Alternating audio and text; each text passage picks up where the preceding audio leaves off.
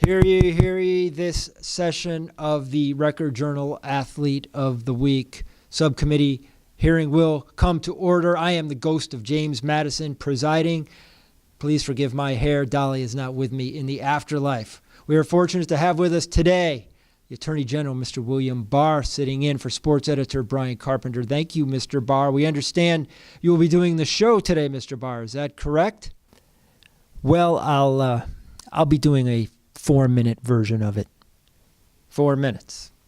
Now, I understand before we get into your show, there is a slight matter of a correction that needs to be made. Mr. Carpenter has informed me that in last week's show, or it wasn't in the show, I'm sorry, Mr. Barr, apparently in the advertisement that runs in this contest, he mentioned, referencing the nomination of Miss Sydney Nielsen from Lyman Hall Softball, he mentioned that Lyman Hall Softball lost to Sheehan when in fact Lyman Hall defeated Sheehan. Is that not correct, Mr. Barr? Well, it's my understanding and my opinion that Mr. Carpenter, as the sitting sports editor, is not capable of making a mistake. His job is to fix errors, not to make errors. And if he were to make an error, he immediately fixes the error. Therefore, he didn't make the error in the first place, because by fixing it, he has negated the error being made in the first place.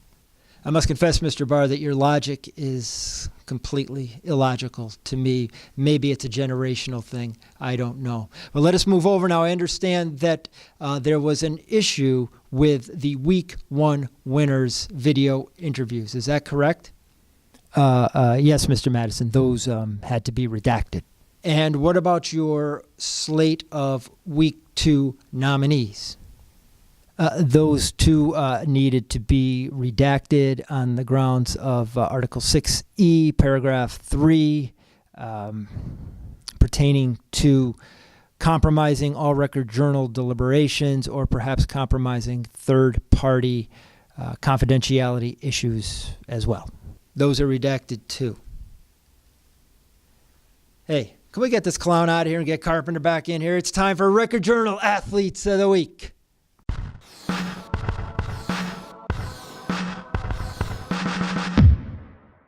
Good morning, good afternoon, good evening, whenever you may happen to be tuning in. I am Brian Carpenter, sports editor of the Maryland Record Journal. And can I get a witness? Welcome to Week 2 of the Spring Athlete of the Week show. And listen, right off the top, we got to say what we had in the cold opening is a true story. Our winners from Week 1, Miss Taylor Trowbridge and Max Chubet from Southington. Taylor, of course, from Maloney. We're not available for interviews this week. But I can tell you this, we're going to circle back at some point to those two. I can guarantee you that, to get their little moment in the Athlete of the Week sun. Maloney softball off to a good start, due back home from Florida. And Max Chubet, Southington golfers, undefeated out of the gate. Max, the co-golfer of the year, reigning co-golfer of the year. So you guys haven't heard your last of Miss Taylor Trowbridge or Max Chubet. For now, we're going to go with our nominees for Week 2. We got a fresh slate of boys and girls. No redactions here. We got them all, and we're going to start over with the boys. They're all baseball players. That's just how it went this week. And we're going to start here in Meriden, Oregon Road. Is it safe? Yes, it is. Our first selection is Wilcox Tech senior left-hander, Mr. Sean Dupuis. Sean, we do as we please Dupuis. He's been here before. Last year he was a nominee. He's back because he's gotten Wilcox Tech out to a 3-0 start in the CTC. Now Wilcox Tech opened with a loss to Suffield, to Platt. Open conference play, and they beat Bullard Havens, they beat Caner, they beat Goodwin. And Sean Dupuis got the pitching win against Bullard Havens. And at the plate, he was like Bregman from the Astros against the Sox in the ALCS last year. Like, nobody could get him out. He was, and we're going to go to our magic pie chart, 10 for 13 last week, Sean was. Combined 10 for 13, including 5 for 5 against Bullard Havens. Sean Dupuis, glad to have you back as a Record Journal Athlete of the Week. Our second nominee, going over to Cheshire, home of the defending state class double L champions and overall number 1 ranked team, Cheshire Rams, left-hander. It's funny, we have 2 senior left-handers, Spence. Did you just notice that? You did. You gave me the little left-hander wink there. Another left-hander, he is Mr. Matt Downing. Now, Matt just had a great outing on Friday against Lyman Hall, got his first win of the season, 15 strikeouts. 15 Ks. But here's the thing, with Matt. He's had great starts every outing so far against Amity. I mean, he was perfect into the 6th inning. Cheshire lost that game 1-0 on opening day. He was really good against Trumbull. Cheshire didn't win that game until the bottom of the 8th on the walk-off, so he didn't get a decision there.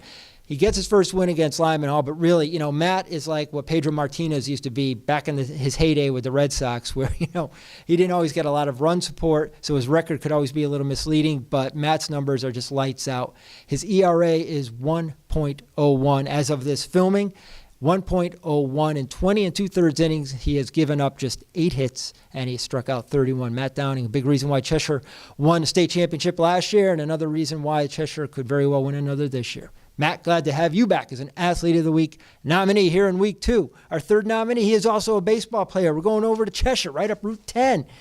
Right here to this young man, Mr. Bryce Worth, Sr., playing second base this year. He and the Blue Knights off to a great start, 5-0 until today. They played Glastonbury, and I swear this game just ended. It started at 1 o'clock. We're filming. It's about 5 o'clock or so. 13 innings against Glastonbury, and Glastonbury wins. Solo home run, top of the 13th, 1-0, 13 innings. What an epic game. But Bryce Worth and the Blue Knights, they're going to be heard from this year. There's no question about that. They were batting over 400 as a team through their first 5 games, and Bryce, he was one of the big reasons why they're up there. Here's his average. Boom, at least going into today's game against Glastonbury. 563 for Bryce. If you do your math, 9 for 16, that's what you get, 5 for 63. Keep it up, Bryce. Glad to have you aboard as boys nominee number 3 here in Week 2. All right, listen, we're here at our little halftime break. And before I forget, because I do not want to forget, I want to welcome aboard our new presenting sponsor, Hergott Dental Associates. I booked you an appointment, Spence. Just letting you know, buddy, okay? Glad to have Hergott aboard as our presenting sponsor for the spring season here. And they're right up the road at South Broad. And Spence, we're going to do a show up there, all right? We're going to get your teeth cleaned, too, when you do it. But you do have a nice smile. All right, and so do our 3 girls nominees here for Week 2. And we got a nice mixed bag of sports here. We had the 3 baseball players for boys. We have 3 different sports for the girls, starting with girls lacrosse. We're going to go down to Sheehan. They're off to a 4-2 start. And the girl leading the way for them, of course, the senior captain. She's been aboard for 4 years. Right here, Miss Carlee Crispens. Carlee had 5 goals Saturday against Old Saybrook. Great game. Great game, went to overtime. Old Saybrook won 14-13.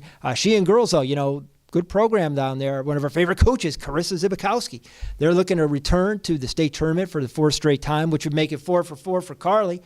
Here's what she's got on the season for goals after Saturday's 5-goal performance. 20 for Miss Carlee Crispens. Carlee, keep it up. Paying great attention to you and the Lady Titans as the spring unfolds. Carlee Crispens, girls nominee number 1 here in Week 2. Our second nominee, looking at this little number here, which I'm going to not show you just yet. I'm going to redact a little bit. We're going over to Cheshire High School. We got 2 kids from Cheshire this year. This could not be helped because this girl is just on fire. She's out of her mind. She's only a sophomore. She is Miss Brianna Pearson, and she's their pitcher. Following in the footsteps of Abby Abramson and Natalie Amato. Bree, 3 wins in 3 days last week. Wednesday against Han, that's a big game. They won 9-2. Against Guilford on Thursday, she no-hit them in a 5-inning game. It comes back on Friday and 1 hits Ferran in another 5-inning game, the mercy rule. 3 wins, 3 days. I'm going to show you the number now. It's not redacted. Here it is. Combined 27 strikeouts for Miss Bree Pearson, and the girl can hit the ball too. She was 4 for 4 against Han, 2 doubles, 2 ribbies. She had a home run last week. Oh man, Cheshire Rams. Hey, we love the spring baseball. Softball. Our teams are good. Lacrosse teams coming up in the mix. We know we're going to be hearing from these kids come June. And our third and final girls nominee for Week 2, going over the tennis courts down to Doolittle Park, one of the nice little pleasant, surprising stories of spring. Lyman Hall girls tennis, first-year coach Samantha Provenzano. Hey, Trojans win their first 6 matches now. They ran into Cheshire, ended that little streak, but I can't remember the last time Lyman Hall girls tennis opened a season 6-0, but they did, Coach Provenzano. And I went up and down the roster, said, who am I going to pick from that team? Because they have so many good players. I went with the girl who was, through the first 6 matches, undefeated, 6-0, like the team, and she is Miss Kiera Farley. Junior, number 3, number 4 singles, won all 6 of her matches to start the season. Now, I got to tell you, there are some good doubles players on that team, too. A lot of good doubles players. And doubles players in tennis, this goes for all schools. I got to tell you, with Athlete of the Week, the way it's designed, it's one kid at a time. But just know, in the spring, we always do our little tandem thing, for like relay teams and doubles teams. So keep an eye out for that. And also remember, this year, with All Record Journal. We're doing teams in every sport, and we're going to have an All Record Journal tennis team. So keep serving it up. And on that note, I am done serving it up to you here in week 2. I'd like to say thank you, as always, to my man, Shawnee Krofsick, Justin Weeks taking the photo, and Spencer Davis, who I absolutely tortured doing the show because he doesn't look it, but it took us 5 hours to shoot it, and Spencer was holding the camera the whole time. Spencer, the old Lyman in you never dies. Good work, kid. Thank you again to Hergott Dental Associates for being on board. Glad to have you folks aboard. We'll be seeing you guys soon. Remember, folks, you see this video. It's Wednesday, 6 o'clock. Go online and vote myrecordjournal.com/sports. Now through midnight. We'll bring you the winners next week. Be good.